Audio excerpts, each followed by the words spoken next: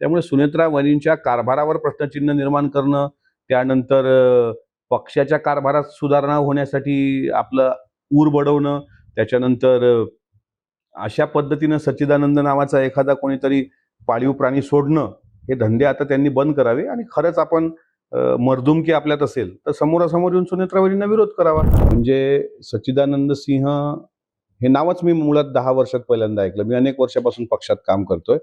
हा माणूस काळा आहे, गोरा आहे, सावळा आहे, मी अजून याचं तोंड पाहिलेलं नाही. आणि सच्चिदानंद सिंह हे खरंच सिंह आहेत की श्वान आहेत, हे पण तपासलं पाहिजे. कारण कोणी तुम्हाला तुकडा टाकल्यानंतर जर तुम्ही भुंकत असाल, तर मला असं वाटते की तुकडा टाकणारा हात कोणाचा आहे ते शोधलं पाहिजे. झारखंडचं कनेक्शन जर महाराष्ट्रासोबत निघालं, कारण महाराष्ट्रातल्या काही अतृप्त आत्म्यांना असं वाटतंय की आता विलिनीकरण जर झालं, सुनेत्रा वहिनींचं नेतृत्व स्वीकारून जर एनडीएमध्ये जाण्याची तयारी आमच्या राष्ट्रवादी काँग्रेस पक्षाच्या दुसऱ्या समजा काही लोकांनी, खासदारांनी, आमदारांनी जर केली, तर यांची सिंहासनं बुळाखालची डामाडोल होण्याची यांना शंका असल्यामुळं ते असे कुरघोडी करत असतात. तुम्ही आजचा जर पेपरच्या मुखपृष्ठ जर वाचले असतील काही पेपरचे, तर त्याच्यामध्ये बऱ्याच पत्रकारांनी याबाबत हे केलेलं आहे. मुळामध्ये हे झारीतले शुक्राचार्य कोण आहेत हे तपासलं पाहिजे. राष्ट्रवादी काँग्रेस पक्ष हा अजितदादांनी त्यांच्या श्रमातून उभा केलेला पक्ष आहे. आज राष्ट्रवादी काँग्रेस पक्ष जरी पवारसाहेबांकडून वेगळा असला, तर आजचे 41 आमदार हे दादांच्या पुण्याईनं झालेले आहेत. त्याच्यामुळे या पक्षावर ताबा मिळवण्याचा जर कोणी प्रयत्न करत असेल, तो झारीतला शुक्राचार्य, आणि तो मग असा सच्चिदानंद आणून जर उचकवत असेल आणि डिस्टर्ब करत असेल वहिनींना, तर अजून आहेत ना दादांचे कार्यकर्ते जिवंत आहेत महाराष्ट्रामध्ये. दादांनी असं सीताफळासारखं बियाणं फेकलेलं आहे महाराष्ट्रभर, प्रत्येक ठिकाणी कार्यकर्ता दिसेल.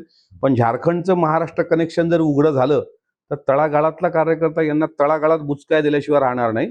त्यामुळे सुनेत्रा वहिनींच्या कारभारावर प्रश्नचिन्ह निर्माण करणं, त्यानंतर पक्षाच्या कारभारात सुधारणा होण्यासाठी आपलं ऊर बडवणं, त्याच्यानंतर अशा पद्धतीनं सच्चिदानंद नावाचा एखादा कोणीतरी पाळीव प्राणी सोडणं, हे धंदे आता त्यांनी बंद करावे आणि खरंच आपण मर्दुमकी आपल्यात असेल तर समोरासमोर येऊन सुनेत्रा वहिनींना विरोध करावा.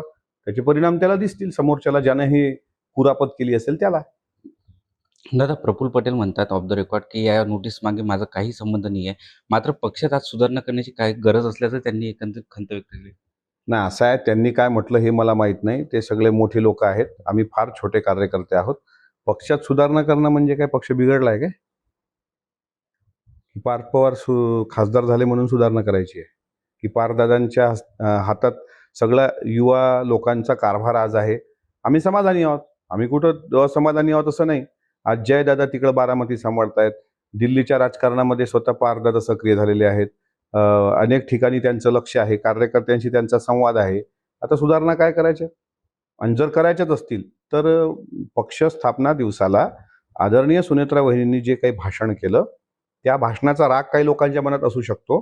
त्याच्यामुळं सुधारणा नक्कीच करा, पण अर्थातच सुनेत्रा वहिनी, पारदादा यांना विश्वासात घेतल्याशिवाय कुठल्या सुधारणा शक्य नाहीत. दादा, आज अजितदादाला जाऊन वर्ष उलटत नाही. आज त्यांच्या पक्षात संघर्ष विकोपाला गेलाय. सुनेत्रा पवारांच्या अध्यक्षपदाला विरोध होत आहे.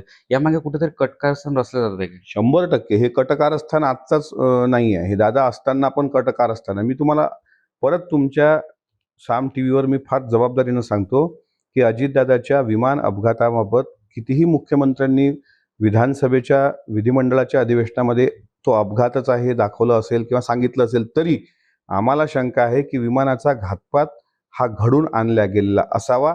आणि तेव्हापासूनच या कुरघोड्या चालू आहेत. कोण आहे दादांच्या विमानाच्या बाबतीत मला सांगा ना. आमच्या पक्षात इतके नेते आहेत, का कोणी बोलत नाही? घातपात झाला की अपघात झाला हे का कोणी ठोसपणे येऊन पुढे सांगत नाही? मग सभागृहात कोण लोक किती वेळ बोलले? त्याच्यामुळे दादा असतानापासूनच ह्या सगळ्या कुरघोड्या सुरू होत्या. आता दादा नसल्यामुळे यांना रान मोकाट झालं.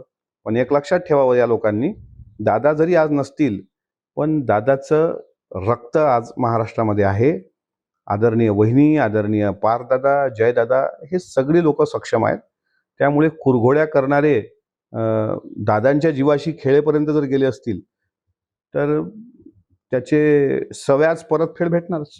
ज्यावेळी सुनेत्रा यांची अध्यक्षपदाची निवड झाली होती, त्या बैठकीला सच्चिदानंद सिंह देखील उपस्थित होते का?